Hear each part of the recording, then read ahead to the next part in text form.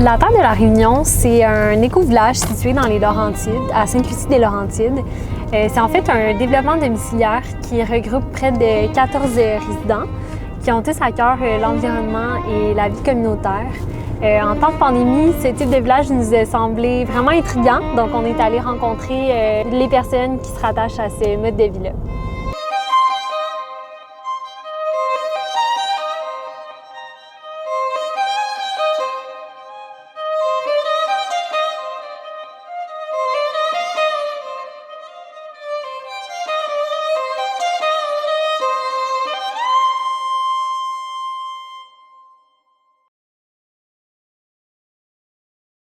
Donc, vous êtes le fondateur de la Terre de la Réunion. Le cofondateur. Cofondateur.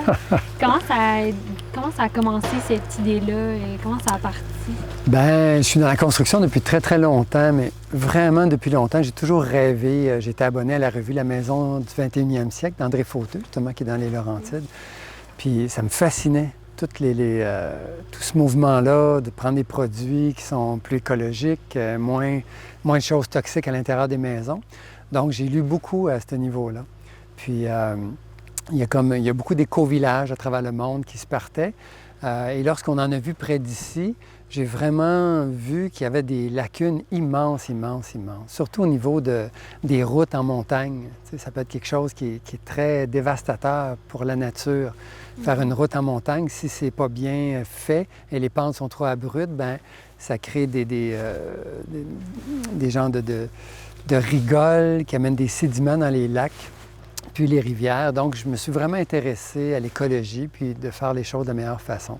Puis en rencontrant Simon Leclerc, on était comme deux ados ensemble, on a tripé à penser comment on pourrait faire un projet. Lui, il appelle ça son village de Schtroumpf. Lui, il voyait vraiment ça comme tout le monde heureux, chacun a ses tâches. Donc, chacun est propriétaire de son terrain, chacun est propriétaire de sa maison, mais à l'intérieur d'une copropriété où on a un quai au lac, on a une petite cabane à sucre qu'on commence, un jardin communautaire. Donc, c'est une recette qui plaît à beaucoup de monde parce que l'idée des communes des années 70, c'est complètement autre chose. Là, tu partages tout. Des fois, on a une idée préconçue d'un village en communauté, mais c'est pas du tout ça. Non, c'est plutôt en copropriété, mais comme disait Simon, c'est le village de Schtroumpf, puis c'est vraiment agréable. Lorsqu'on fait des corvées, c'est plus des corvées, les gens placotent, ça rit. On a quand même des choses à faire, là, mais ça reste très agréable. Disons, ma plus grande prise de conscience d'avoir parti d'un éco-village comme ça, c'est que je me suis aperçu lorsqu'on a tous des dons et des qualités, lorsqu'on apprend à les connaître, puis on les met au service de quelque chose qui est plus grand que nos propres désirs, ça fait en sorte que plein de miracles est arrivé. Et c'est là que j'ai compris, oh, c'est comme ça que fonctionne la vie.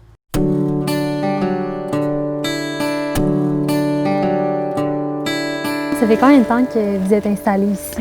Je pense qu'au printemps 2014, on est aménagé ici. On a commencé à construire en septembre 2013, puis au printemps 2014, j'ai aménagé ici. Justement, vous avez choisi ça pour l'esprit de communauté qui est vraiment présente. Exact. C'est quoi que vous recherchez là-dedans? Moi, je suis vraiment quelqu'un pour qui la relation, c'est quelque chose de très, très, très, très important.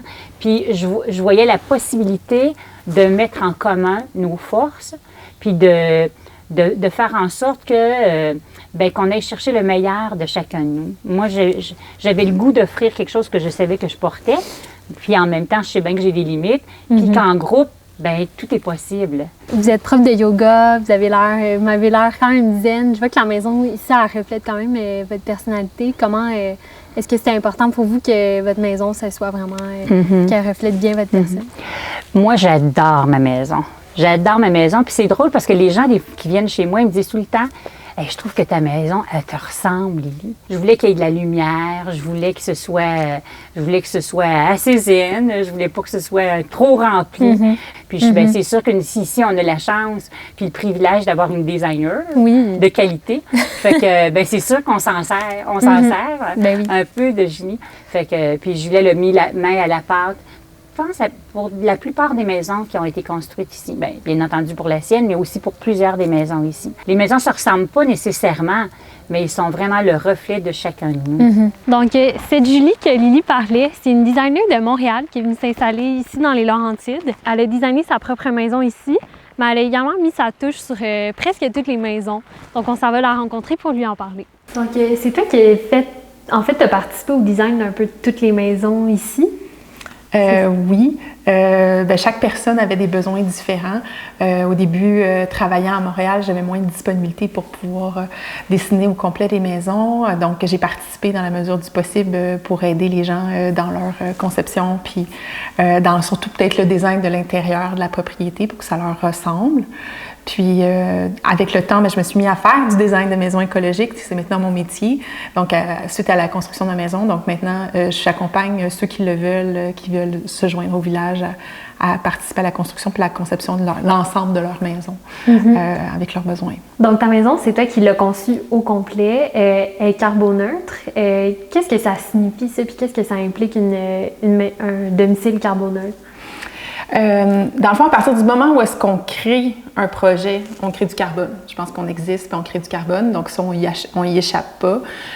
Après ça, le but, c'est évidemment de faire le projet qui va engendrer le moins de carbone possible, en étant logique, en réduisant notre empreinte, en prenant des matériaux locaux le plus possible, en prenant des choix éclairés, en évitant évidemment d'avoir une coquille qui laisse passer l'air, quelque chose qui est plus étanche possible. Donc, il y a différentes stratégies là-dessus, évidemment, dépendamment des matériaux, mais donc, plus on va être performant énergétiquement, puis tout ça, plus on va réussir à diminuer notre empreinte carbone. Puis comment ça a changé ta vie? Parce qu'avant, tu habitais à Montréal?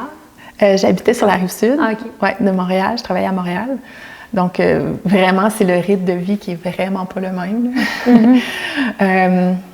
Vivre au rythme de la nature, c'est complètement une autre expérience. Je me suis appris à découvrir les saisons. Puis la communauté, tu sais, c'est... Mon Dieu que c'est beau, là. C'est vraiment un espace où est-ce qu'on grandit.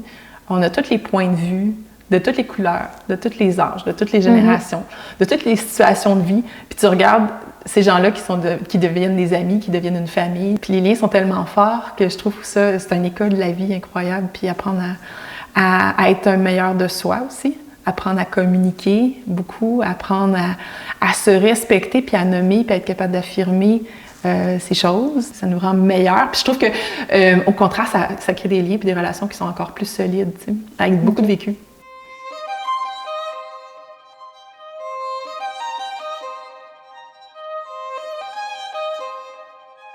On se trouve présentement dans l'érablière de la terre de la Réunion. Après toutes ces rencontres, je dois dire que c'est vraiment juste du positif qui en ressort de cet éco-village. Puis c'est à se demander si le Québec ne devrait pas se pencher davantage vers ce type de village pour le futur.